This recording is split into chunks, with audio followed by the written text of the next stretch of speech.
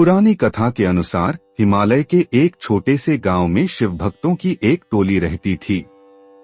वे सच्चे हृदय से भगवान शिव की आराधना करते थे और उनकी भक्ति में लीन रहते थे। लेकिन इस गांव में एक बड़ा संकट आ गया। वहां भीषण अकाल पड़ गया। वर्षों से बारिश नहीं हुई थी, जिससे भूमि बंजर हो गई और फसलें सूख गईं। लोग भूख और प्यास से त्रस्त हो गए। गांव के संतों और बुजुर्गों ने मिलकर भगवान शिव से प्रार्थना करने का निश्चय किया। वे सभी पास के शिव मंदिर में एकत्र हुए और भोलेनाथ से अपनी व्यथा सुनाई। भक्तों की करुण पुकार सुनकर भगवान शिव प्रसन्न हुए और उन्होंने एक साधारण साधु का रूप धारण किया। वह धूल मिट्टी से सना हुआ था और उसकी आंखों में एक दिव्य तेज था। गांव वालों ने उस साधु को पहचानने की कोशिश की, लेकिन वे असफल रहे। साधु ने गांव वालों से पूछा, हे भक्तों, क्यों रो रहे हो?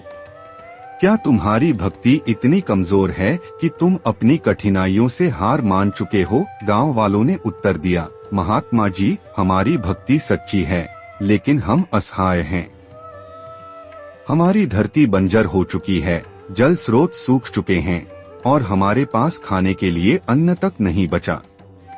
हम नहीं जानते कि इस संकट से कैसे उबरें। साधु ने मुस्कुराते हुए कहा, यदि तुम्हारी भक्ति सच्ची है तो शिव स्वयं तुम्हारी सहायता करेंगे। इसके बाद उन्होंने अपने हाथों से मिट्टी और धूल उठाई और उसे अपने सिर पर लगाया।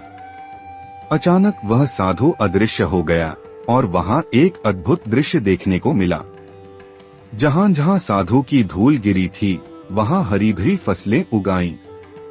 सूखी हुई धरती से जलधाराएं फूट पड़ी और समस्त गांव हरियाली से भर गया।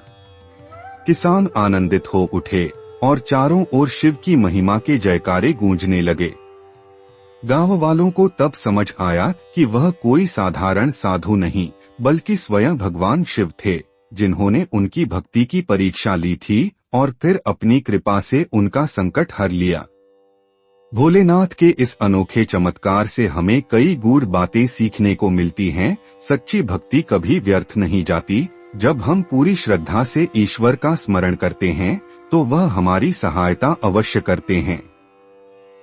धैर्य और विश्वास, कठिनाइयां जीवन का हिस्सा हैं, लेकिन यदि हमारा विश्वास अडिग हो तो भगवान स्वयं हमारी रक्षा करते हैं। भोलेनाथ की इस कहानी के लिए एक लाइक सब्सक्राइब जरूर करें।